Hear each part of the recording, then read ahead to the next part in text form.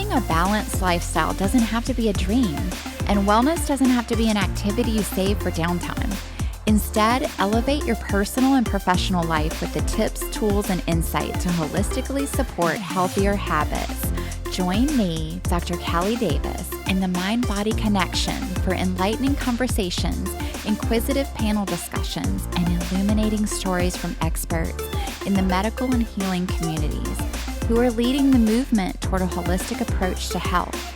Lauren Gehman, LCSW, is a licensed therapist working with adolescents, adults, and families through the lens of cognitive behavioral therapy and positive psychology. Lauren joined Teach for America after college, where she learned of her love for working to understand what motivates and challenges humans. Following the 2-year commitment, Lauren attended Tulane's School of Social Work and later taught as part of the adjunct faculty. She spent 20 years as a school counselor and enjoyed serving as the head of the counseling department for her last 12 years at the school. Lauren created and teaches a positive psychology course with the Global Online Academy, allowing her to work with students worldwide. Along with in-office sessions, Lauren conducts therapy by Lake Pontchartrain through Run, Walk, Talk, which recognizes that being outdoors while jogging or walking can make it easier to access and open up about difficult life circumstances. Lauren believes therapy is a collaborative process, most effective when clients feel empowered to explore how to create and enhance a sense of meaning, purpose, and connection in all areas of living. Tonight, we are welcoming our very special guest, Lauren Gehman. Lauren is here to talk with us about mental health in her practice, in her field, in her teachings, and what she brings into the realm of the mind-body connection.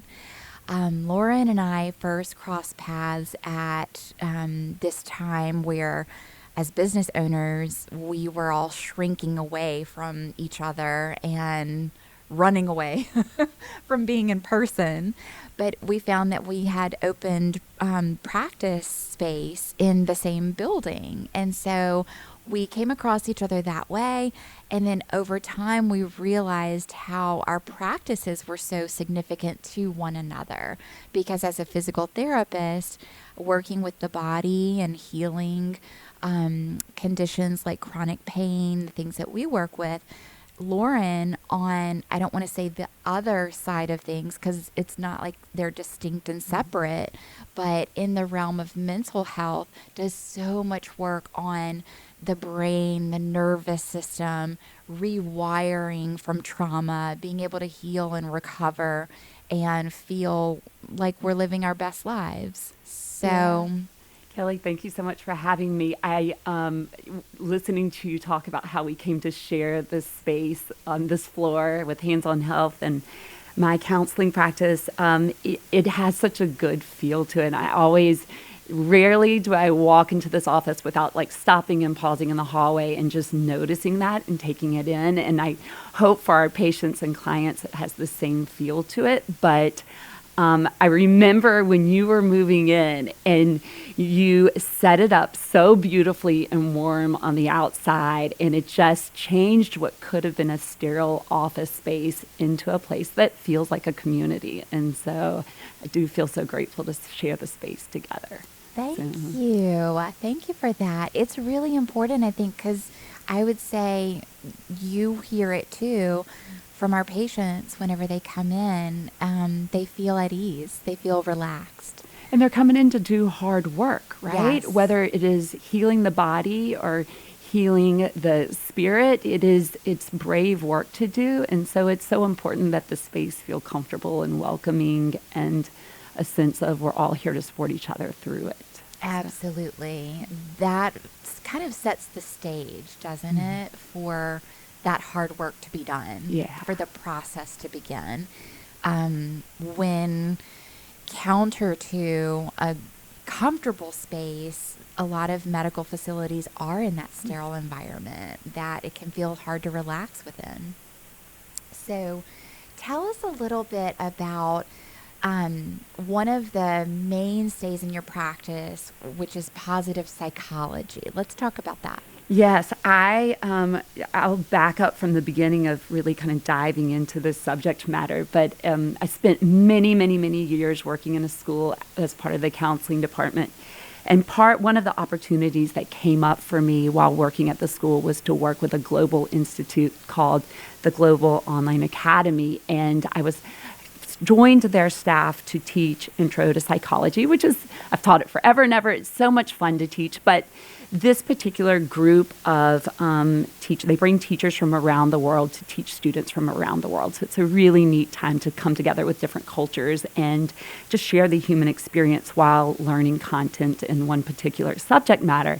And it's a creative group. So once I started working with them, I thought like, oh, I want to build a positive psychology class. I want to build it from scratch. I really want to research this. I don't have enough time in my life to research it. And what better way to throw yourself into something than when you have to create something or teach something around it?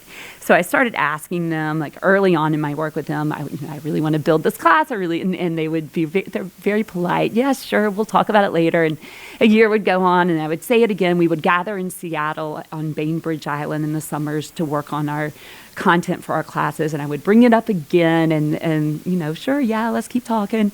And then something pivotal happened. Lori Santos out of Yale began their happiness class, and it was the most popular class ever taught at that school. And so that next year I came in equipped with this real evidence that people want to learn about this, that students want to learn about it. And from there, I got to launch into a year-long study of building this coursework from them. And naturally, I absorbed it. It became so much about how I think and view the world. And then to hear how my students encountered it and how it changed their lives.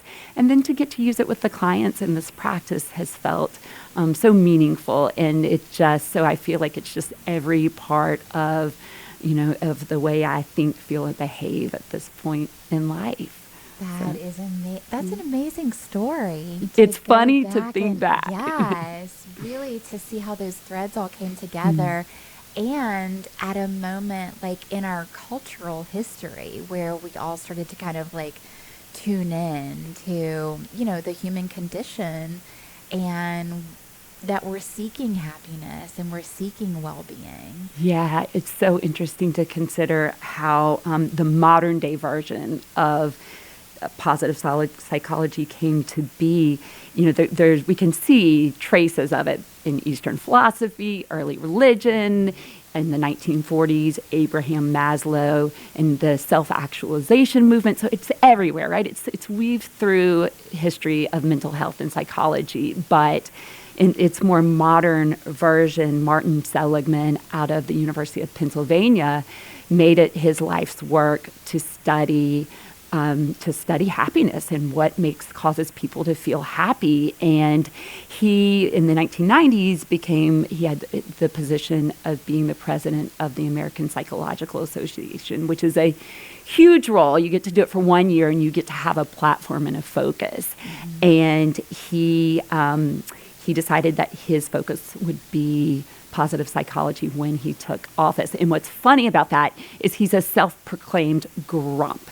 And in fact, at his inauguration speech, he tells a story of being in the yard. He has a bunch of kids and his youngest child, so I think he was an older parent at this point, his youngest child is playing in the yard and he's raking and she's taking all the leaves that he's raking together and she's just throwing them in the air and he's just furious and irritated and he just wants to get the job done. And she stops and looks at him and says, remember when I was 5 years old and y'all told me that I whined all the time and that I had to stop? Well, if I could stop whining, then you could stop being a grump.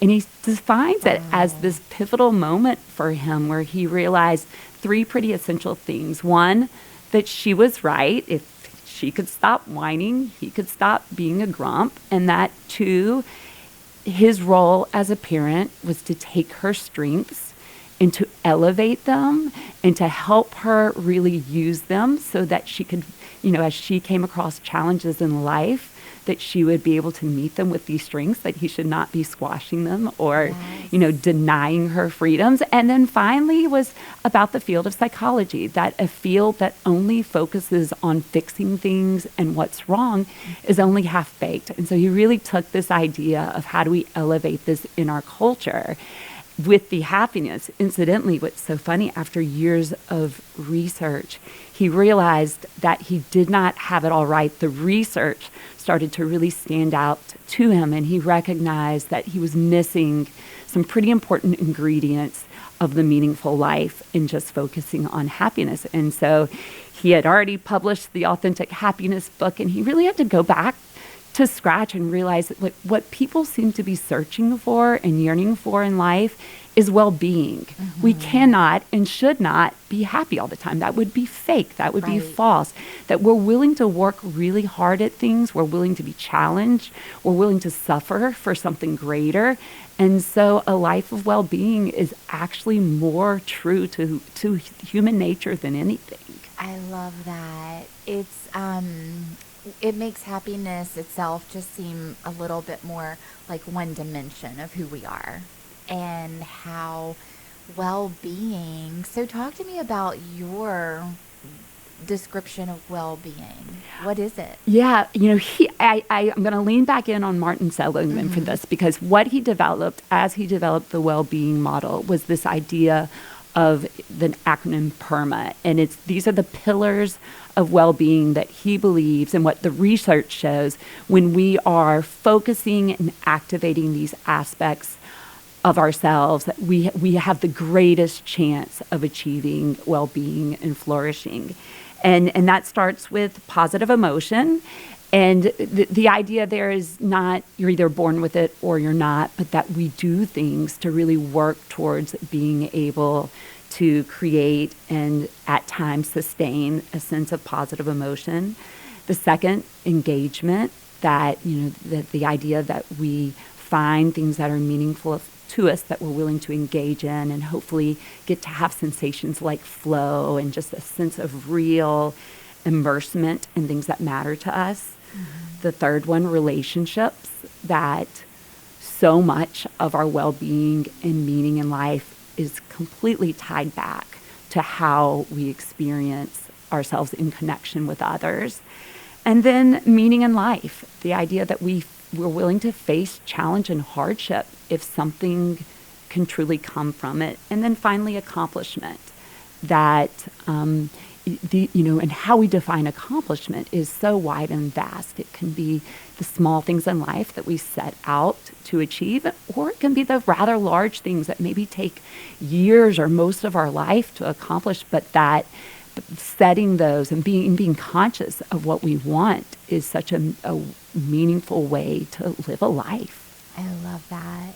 And so it's kind of like from getting from a state of happiness, or like happiness is like an emotion, right? Yes. Would you say it's an I emotion? would, yes. And then to move to those pillars of well-being is like such a broader world. And maybe it allows us to just be, more of ourselves as we move through this life, instead of having a standard or expectation that like, I'm not happy enough. Or I'm supposed to feel a certain way, right? Because you're right. I think when we're actively living the life, the life of well-being, so much of the emotion is going to come along with it. Yeah. However, that's not, when somebody is really struggling with depression, or when somebody is overcome by anxiety, a lot of intentional work has to go into cultivating those emotions. Mm-hmm. Barbara Fredrickson out of the University of North Carolina has spent her life's work really studying positive emotion and trying to understand, like, what is it that humans, how does this come to be? So from a neuroscientific point of view, like, how do we create chemicals that cause us to feel good, but also how do we live our lives in ways that really enhance the opportunity for positive emotion? And she uses the water lily as a way to explain how we experience emotion, that in the morning when water lilies spread their bloom. They're able to soak up the nutrients from both the water and from the sun. And our minds work the same way. When we steer our thoughts towards positive thinking and open ourselves up to positive emotion, we're able to soak in the good around us. And this draws people to us. It allows us to find the benefits in challenging circumstances, but it also gives us the energy to take on those uncertain parts of life that can feel really vulnerable. And, the way she talks about it is she and her research team were able to identify kind of 10 primary positive emotions that other positive emotions seem to be born out of. And just to give you a couple of examples, it's gratitude, inspiration, hope, awe, amusement. And from these, she likes to talk about the idea of this upward spiral. So often when we talk about humans and spirals, we're talking about a downward spiral. Like, oh, they're going through such a downward spiral. But that's just one possibility. The idea that somebody can start a chain reaction of good things happening for themselves and for the people around is just as possible. I love that.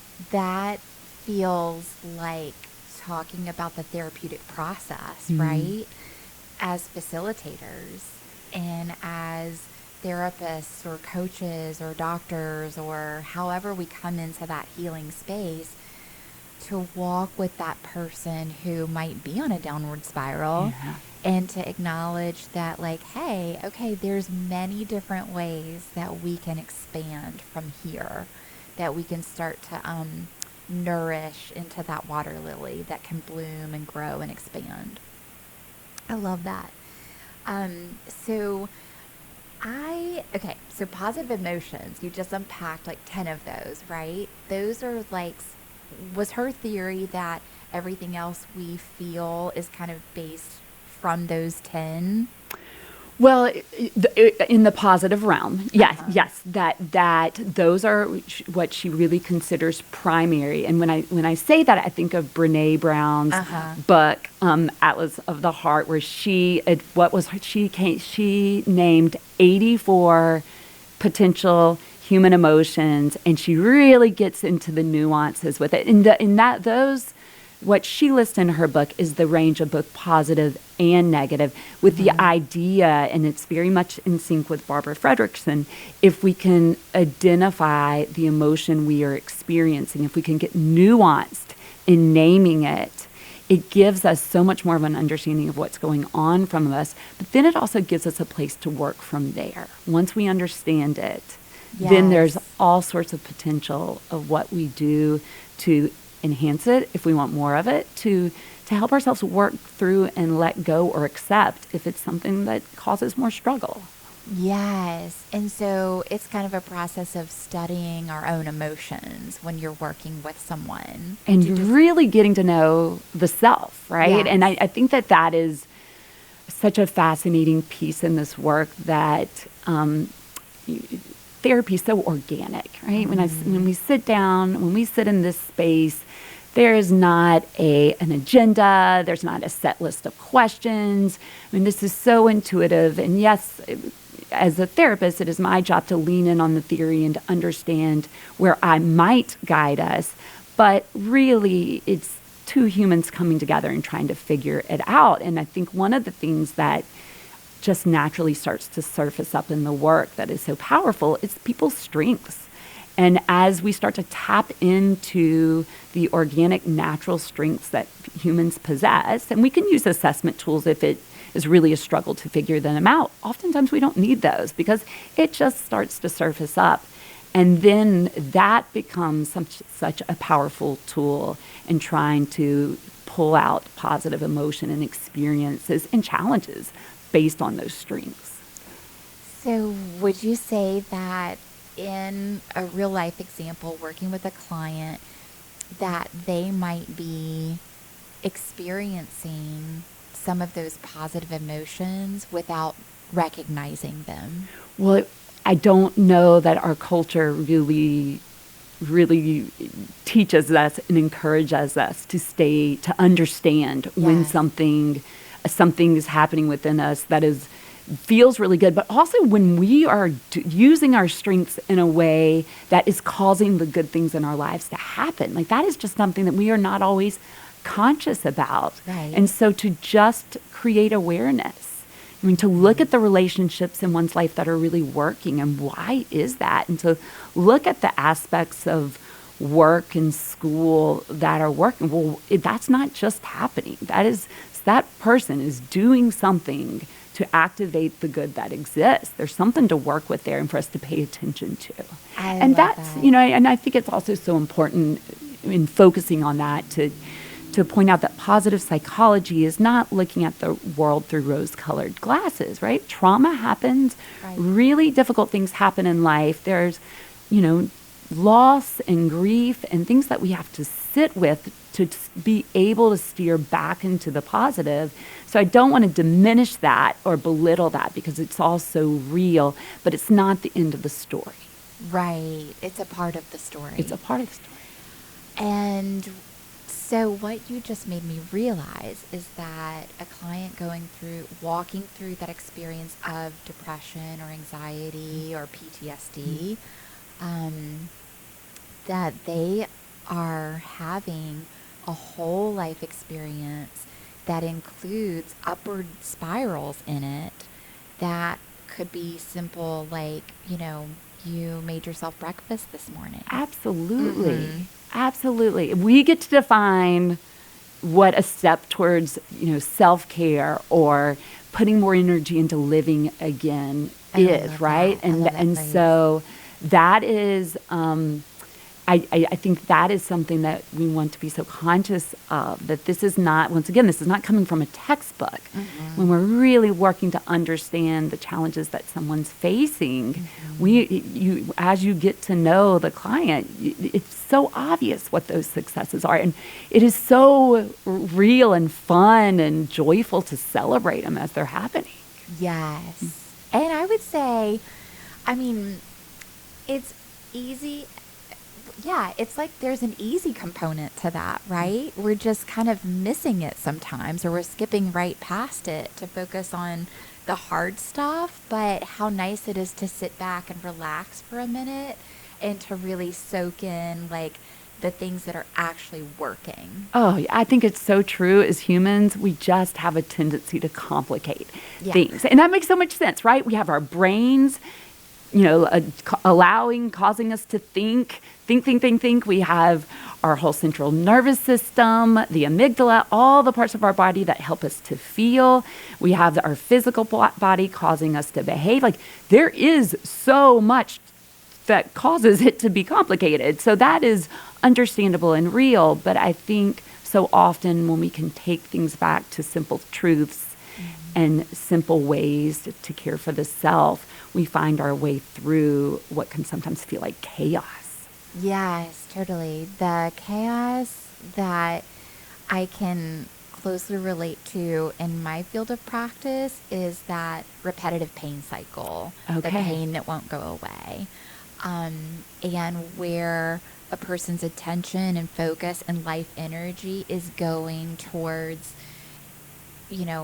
describing that pain or getting that pain diagnosed, seeking medical attention for, and on, so that it can consume all of their well-being, gets sucked away. And how hard it is to focus on any other aspect of well-being when your body is suffering. Right. And so what you're making me think of right now in this discussion is a strategy we use, like you're saying, it's very organic, but it's coming from, a patient's abilities. It's identifying their abilities.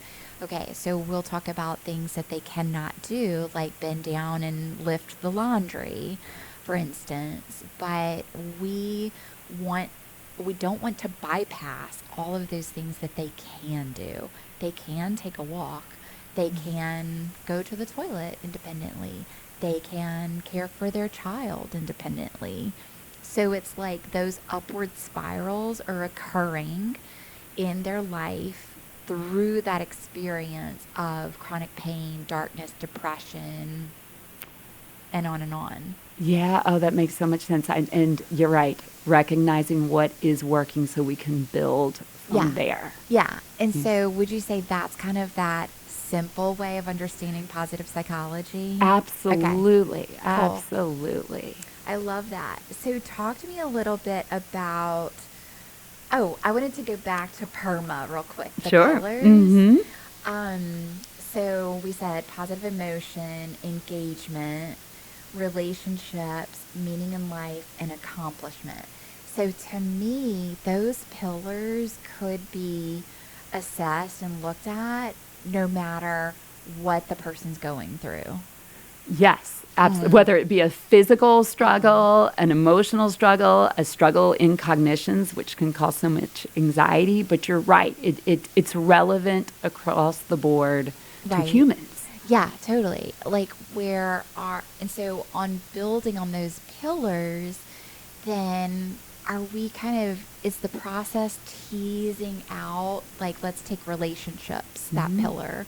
So is it teasing out what's working in our relationships that are flourishing instead of focusing on like the dysfunctional Well, it's patterns? not one or the other, right? If in at any moment in therapy we're working through different lenses. So if we're working through the lens of positive psychology, yes, we're thinking about the relationships that cause true oxytocin release, that chemical that women release so much of right after giving birth, and the idea that we do things in our relationship to allow our brains to release that particular chemical. And, things like Robert Emmons out of Florida has done a ton of research on gratitude practicing and the impact of gratitude practicing on raising our oxytocin, but also lowering our cortisol. Yes. So the idea that so much of gratitude practicing has to do with really cultivating sensations about our relationships with other people. For instance, the self-compassion letter, which is a gratitude practice. I'm sorry, not self-compassion. I'll go back to that in a second. The writing the gratitude letter, which is the idea that you think of somebody in your life that has really had an influence, a meaning, a purpose, and expressing that. And then so much research on the benefits of that. Sonia Lubermisky out of UC Riverside took it a little bit further and studied what happens when people actually deliver the letter to the person they wrote it to. And right there's like a spike in the ability to sustain all that comes from that feels good. So the things that we can do to really celebrate our relationships with others. But then back to that notion of the self-compassion letter, that's celebrating the relationship with the self too. Being able to generate feelings of understanding and compassion and acceptance towards the self, because it is so easy to live in a place of self-criticism and judgment. But how is the body supposed to heal, and how are we supposed to enhance well-being if we're doing what is actually a self-protective, oddly enough, behavior of just trying to keep ourselves in a box of self-criticism? Yes. So, we hit on the amygdala. We didn't go far into that territory, but I want you to kind of tie that concept together, that fear or protective self. So, I'm thinking about this analogy with pain, that we would want to avoid the thing that causes the pain, right? If it's like, when I bend forward, my back hurts, so I'm no longer going to bend forward, and we lose that motion. And all we're trying to do is like prevent it from happening. It's protective. Yeah, it's human nature, right? To try to protect against things that are hard and put us at risk. Exactly. And did you say that like our critical part of ourselves is a protective feature? Yes. Okay. Yes. So Dick Schwartz, the founder of internal family systems theory, which is, I think, a theory that really speaks to me and I've just enjoyed learning about so much. He and his work primarily was with eating disordered patients. And what he grew to realize through many years of practice was that people would get better, right? They would learn how to take better care of their bodies. They would get better. But there was unfortunately this revolving door that they would become sick again and they would find themselves back in his clinic again. And he really hit the wall and felt frustration, as we sometimes need to do when we're trying to really understand something. And so he started to listen to patients in a new way and started to really try to understand, like, what is the role of this eating disorder? And from that, internal family systems theory was birthed. And it's a amazing theory, but to just like kind of boil it down and to just a couple sentences, it is the idea that all humans are we're all made up of so many different parts. We have really vulnerable parts, and this, that we are working to protect, and then we have protective parts. And these protective parts come on strong at times, subtle at others, but they are designed, and it is their job to try to keep us out of harm's way. And incidentally, they sometimes protect in ways that can create other problems. They're funny like that. And so just that example of I'm going to be protective and not lean over because it's going to hurt and I don't want to hurt. But the idea that it might somehow along the way stunt future capacity or ability, well, the protective part isn't able to see that full big picture. It is able to see what it's protecting in the moment. Right. But when we can understand that, there's so much opportunity then to work out of judgment and criticism and a place into gratitude that these parts inside of us, they want the best for us, but sometimes we have to work with them to open up and loosen up in ways that allow us to have the vast experiences that we want to have with living. Beautiful. Understanding that all of those roles of all those distinct parts are necessary at certain times, right? And we should have respect for them, right? Even if they're causing some difficulties, even if there's a real struggle, because the way through them and the way to change them is through understanding. Yes, absolutely. The knowledge is power. Yeah. Mm-hmm. So, and empowerment process for an individual to be able to learn, oh yeah, there's all this unexplored territory that I never quite unpacked or saw, at a depth that I needed to be seeing to Absolutely. be able to work with that. Yeah. Very cool. So, okay, I want to come back to the water lily, because when you described the water lily of bringing in nourishment and being able to grow, it made me think of like resilience, right? Like we're kind of growing into our resilient self. Yeah, that is an actual, a huge piece of positive psychology, funny enough, right? Because resilience is all about struggle. And as we said a little bit ago, part of what we are designed to do is to, at times, we are hardwired in our brains to keep ourselves safe. That is primal. And therefore, sometimes we want to turn away from struggle. And yet there is so much to come from resilience and grit and taking on challenges in life that don't feel comfortable, that stretch us, that cause us to be vulnerable, and then to really grow from there. That the idea that inside the struggle, we are going to learn things about ourselves that we just never knew were possible. And that, to go back to the idea of human relationships, when we are in our struggle, because we are trying to grow in some way, what's interesting, a nice byproduct of this, is it actually causes us to connect with other humans in pro-social ways, that we become more humble, that we start to understand other people's vulnerability in a way that maybe we don't when we are feeling our most competent. It makes us better humans, but it makes us better people to be in relationship with too. So a life of challenge and a life of struggle is so important in so many different ways. Oh, I love what you just said, because that's real life. That's everyone's real course of life, the ups and downs and the twists and turns and getting all turned around, right? And finding your way through those struggles.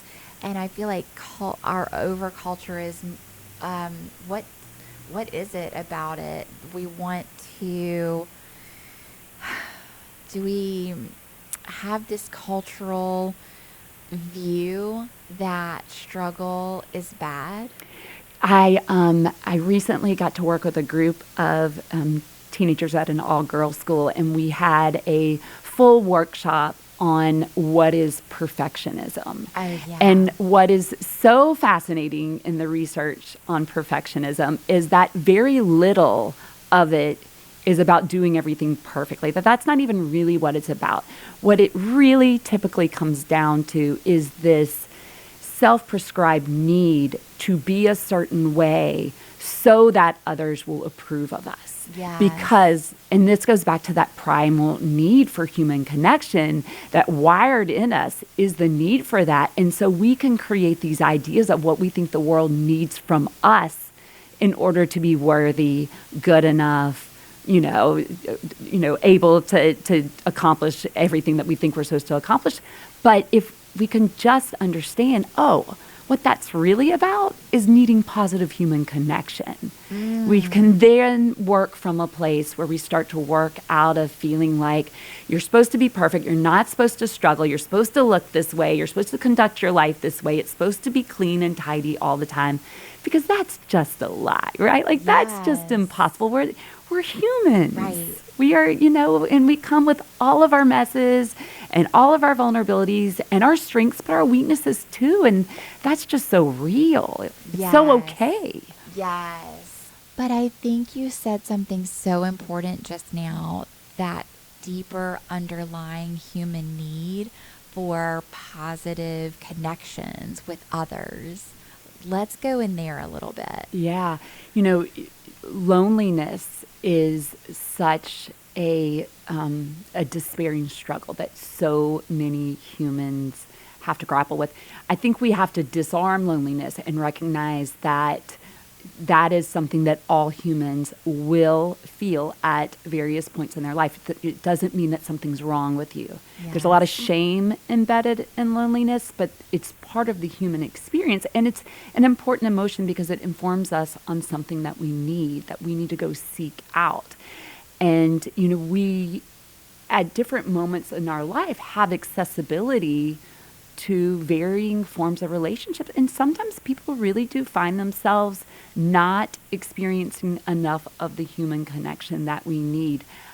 This is another time where we weave back to simplicity, that there is research that shows that going into the grocery store and having a positive encounter with the person who is helping you by checking you out, that has the potential to change brain chemistry in a way that is good for us. Yes. So, I think that in times of isolation, we have to get really creative about what can we do to fill this need, this very human need for positive connection. Yes, I love how you tied it back into our biology and how we're hardwired, right? Because if we're low on serotonin, if we're low on oxytocin, I know you could walk us through that in much more detail, but I'm saying in general, if our hormones and our neurotransmitters are low, the ones that make us feel good,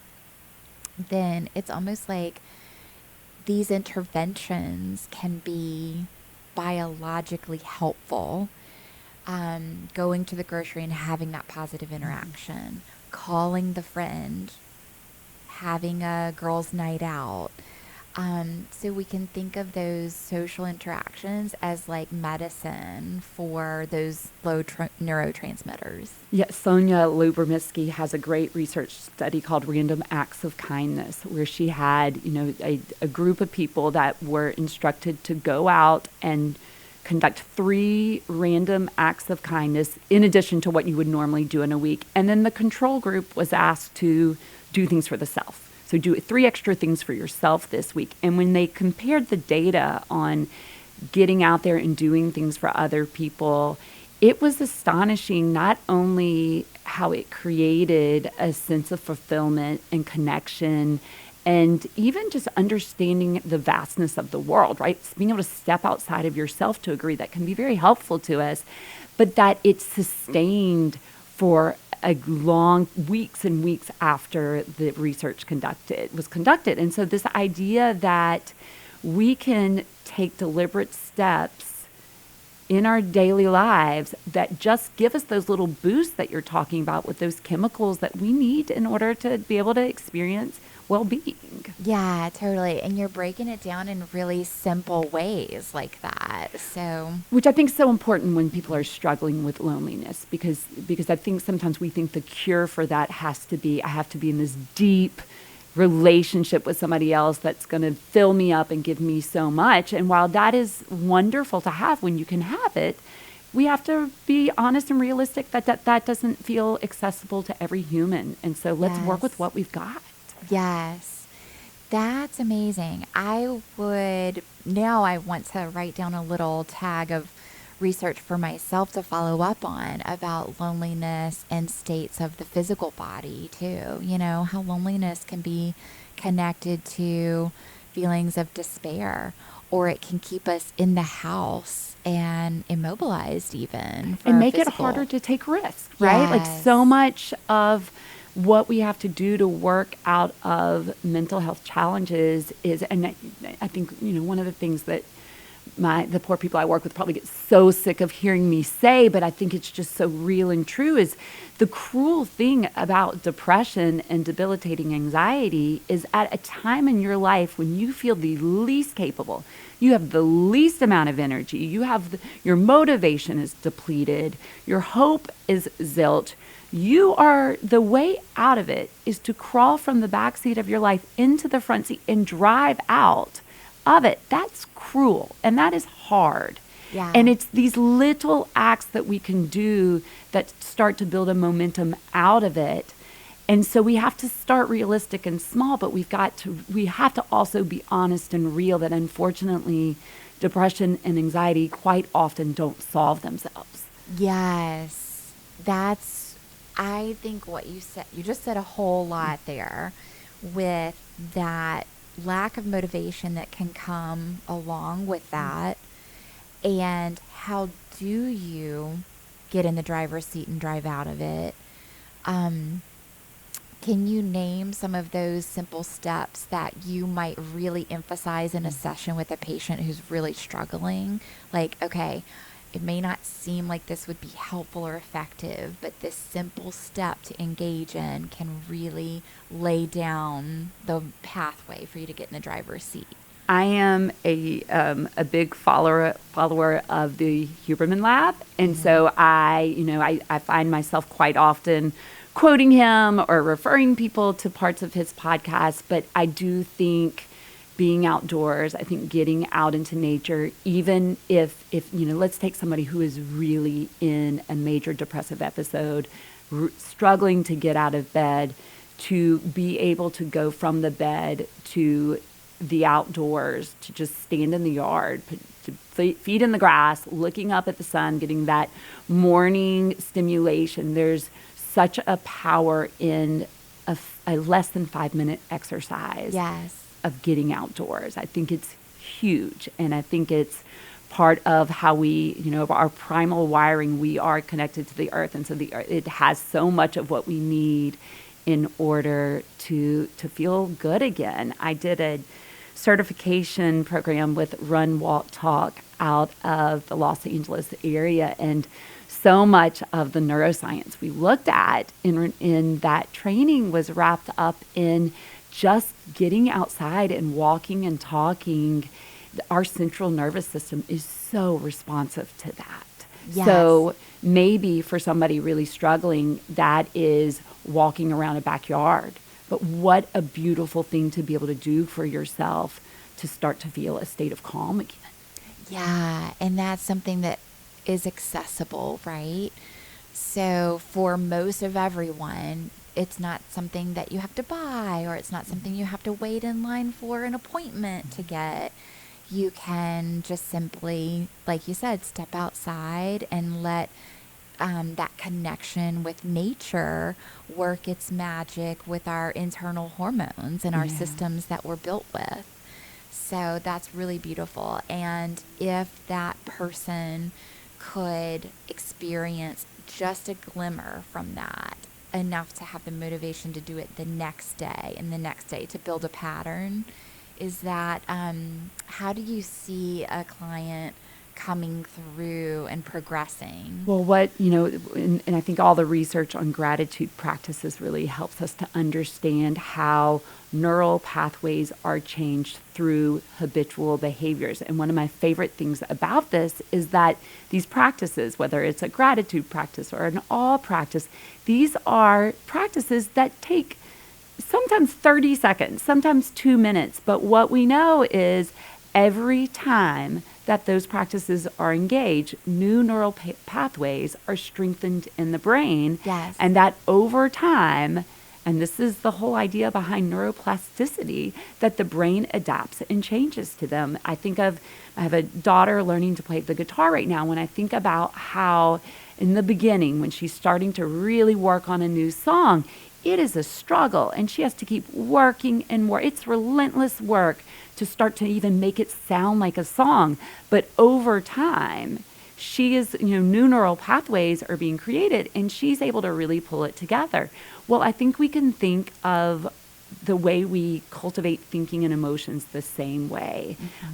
Hebb's law, the idea, the way I love to describe Hebb's law is think of your brain as a forest. And, if you were to start to walk down a path in a forest where a path has never been walked, it's going to take a lot of work. It's not going to feel natural. You're going to trip and fall. But as you continue to walk down that same path, the path clears itself, and it becomes easy, and it becomes seamless, and you don't even have to struggle through it any longer. Our brains, that's how, neuroplasticity works. And so if we are cultivating these ideas of, something that can feel good, something that we're grateful for, that practice of all. Dr. Keltner just came out with his book a couple of years ago on all this research about taking 10 seconds to notice some beauty in the world or in a relationship, that right there changes these neural pathways and helps us to start thinking and feeling in new and different ways. And that never goes away. Right? Yeah. That human potential will be with us. Yes, it's at its strongest up until our 20s, but it never leaves us. Absolutely. And there's so much hope in that. Oh, yeah. And that I feel like is such a gift, right? From practitioner to client, that relationship that you can give hope just because of the way we're literally designed. Yeah, there's fact. It's fact, right? there is science behind it. Yeah, and understanding that science, even its objectivity, the way that neuroscience works, we've understood so much more about it. We have so much more to understand and gain in knowledge still. But as we can kind of have that simple understanding of this is the way my brain works, then I feel like that is a motivator in and of itself, right? Absolutely. To feel empowered, to be able to change the wiring that, we all come into this earth with a temperament, right? And then life happens. And so oftentimes when we find ourselves in hopeless and pessimistic thinking, it's because life has handed us some challenges, and maybe that sort of thinking is our way of protecting ourselves, that we sort of lose faith in the ability for good things to happen, or starts to feel too risky to be optimistic about a better future. And so it is understandable how humans get there, but it's very possible to also work out of that place too. Yeah, and I think you said something really important about the risk taking. How would you promote a person to take a small risk? Yeah, because so and we're they talking can about positive small risk. Often these are things that make us feel very nervous and vulnerable. So I think when, let's take the risk of maybe engaging a social outing that isn't something that you would normally do, but you want it for yourself because there's a potential. Maybe you'll get closer with some people that you've wanted to know more. Maybe you'll meet somebody new, but what a huge vulnerability to put yourself out there in new ways. And so I think a huge piece of this is sitting with the fact that it feels really hard. Like, I am taking a risk, and that is brave, and I'm going to support myself through it. And if I need to go to the bathroom and close the stall door and breathe for a moment and acknowledge how hard it is, I will do that. And I will accept the challenge, and I'm going to take care of myself through it. And maybe I'm not going to love it. Maybe it's going to feel really hard, but the relief that can come from knowing that you've taken a risk. How often I will still hear clients say, it was so hard to do it, but afterwards I felt so good about the fact that I had done it. Like, that, once again, something to feel so much joy over. And and even if it's hard to feel joy, to realize, like, that was brave. Yes. And what an accomplishment then. What an accomplishment. And we, as humans, tend to build risk-taking, positive risk-taking off positive risk-taking. If you do one, then it just makes it a little bit easier to do it the next time. How often do you hear people say, like, oh, I really didn't want to go do this thing. I had to pull myself off the couch. I had to pull myself out of the house. I did not want to do it. I'm so glad I did. Yeah. Because they took a risk. Totally. I love that.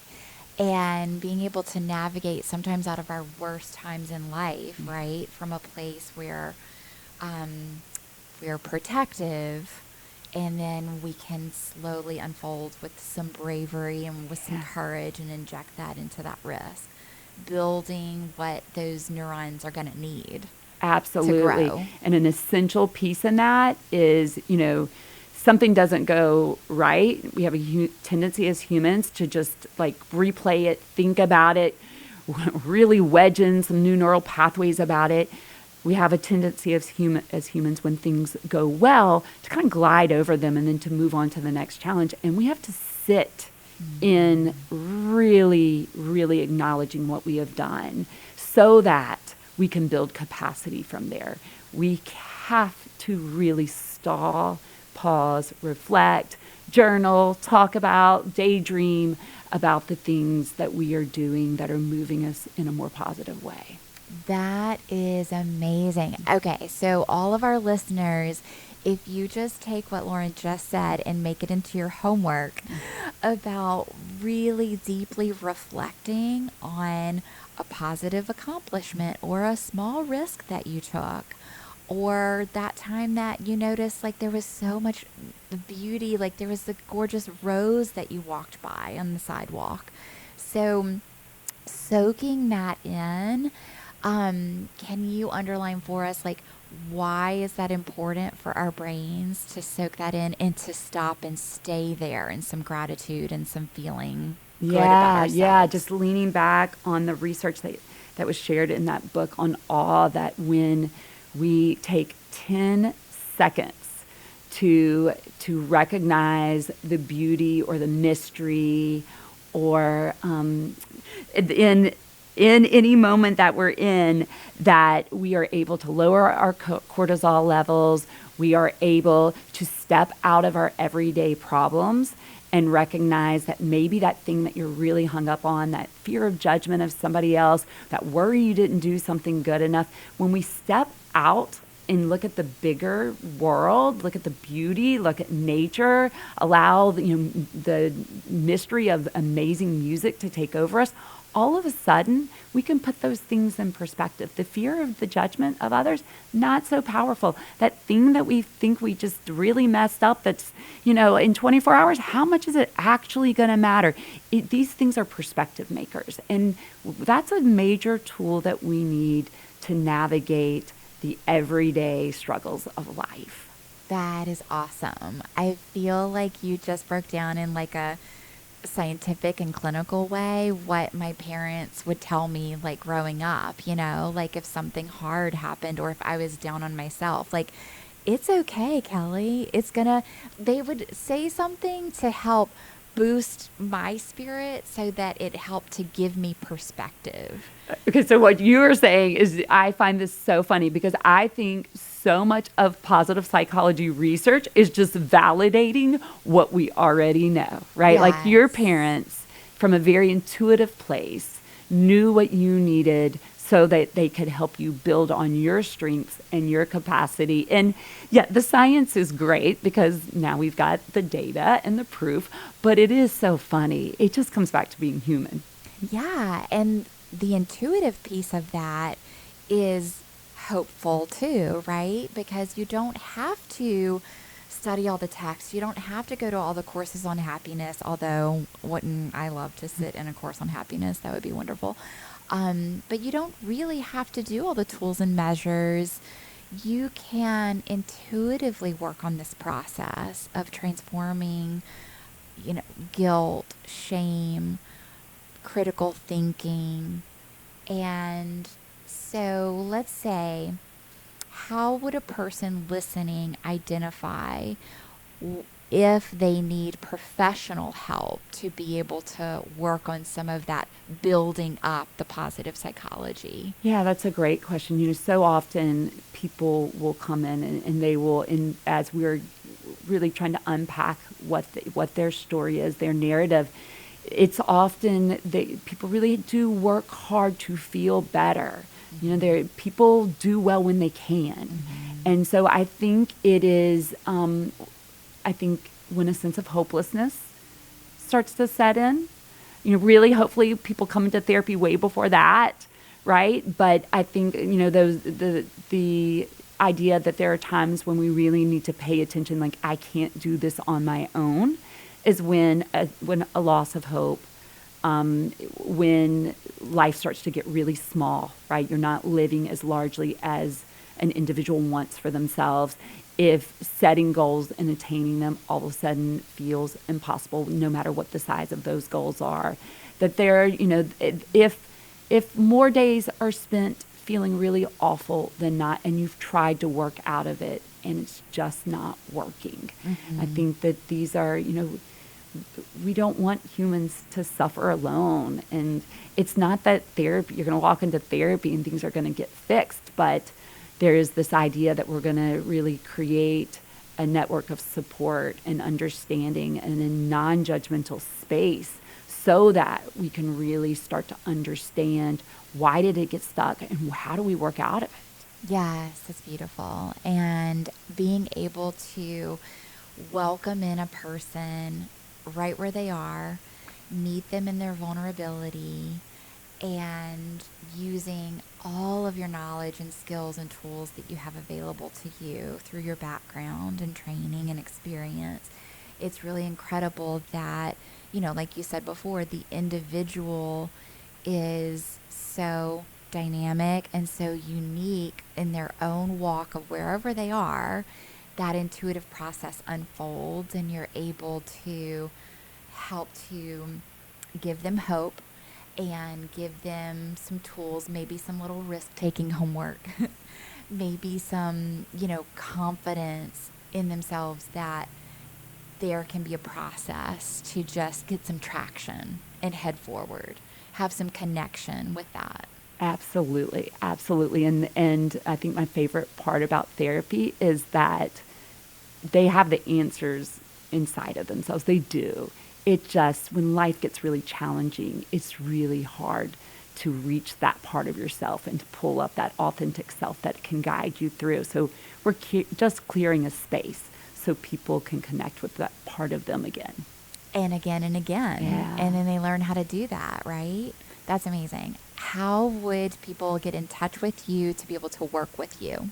So I do have a website, laurengehman.com. That's probably the easiest way. And my contact information, whether they want to email or call, is there. That's Gehman. Awesome. And we are located at our office space. We're located in Lakeview in New Orleans, Louisiana. So I know mostly you're in person, Lauren, but do you do virtual telehealth? I do. I didn't, like everybody else, we didn't realize how accessible that can make therapy for people. So it's such an important part of how we do therapy now. So that is one way. And then I also meet people by the lake and for the run, walk, talk therapy, which is mostly walking. And the person who trained us said, walk is its middle name for a reason. Most people prefer that. But it's a great way to do therapy at sunrise or sunset out on the water, which has such a calming effect. So. That is wonderful. We really appreciate our location in Lakeview because we are, minutes from Lake Pontchartrain. It's a great place to take a break. Yes, great place to take a break, great place to walk and talk, get some therapy in, and get that nature dose in. Lauren, is there anything else you want to add to our talk tonight?